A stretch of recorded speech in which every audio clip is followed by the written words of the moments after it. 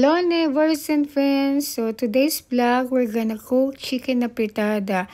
I marinate chicken already and this is all the ingredients: Hans diced tomato, tomato paste, garlic, onion, potatoes, carrots,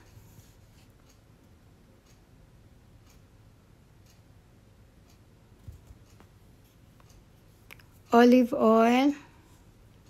We also have butter. And now we just fried potatoes and carrots. And then we're gonna fry chicken also. Konti lang yung chicken natin.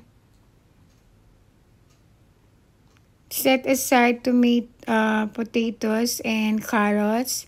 After that, we're gonna mix together chicken and butter. I add butter kasi pampasarap po yung butter. And then, I already mix the garlic and onion. Sabay-sabay na nating niluluto.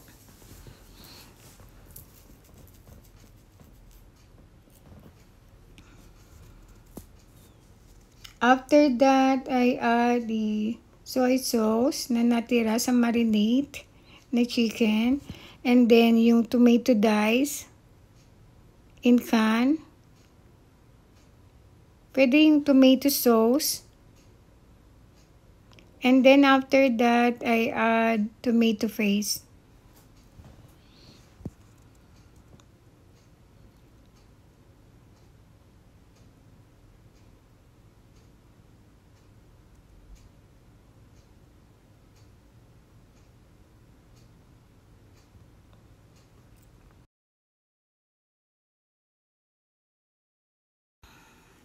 And then, let's add carrots and potatoes na pinirito natin.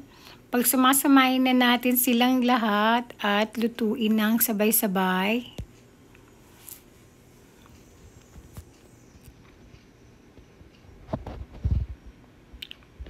Mix natin together, haluin natin mabuti at lutuin.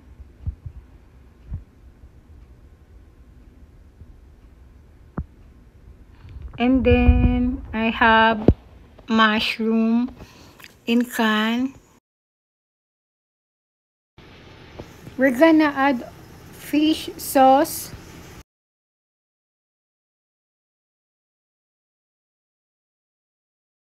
Mushroom. Then, nilagyan natin ng tubig. Kung ayaw nyo nilagyan ng mushroom, pwede naman.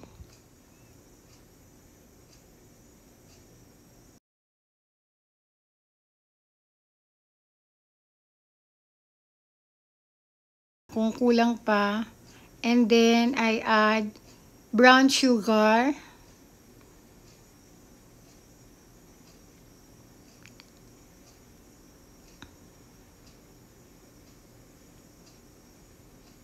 And then, meron din po tayong pampaanghang.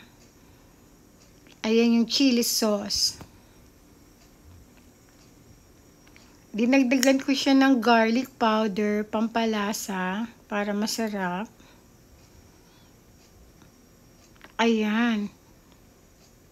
Malapit na po siyang maluto. Medyo nadurog lang siya ng konti.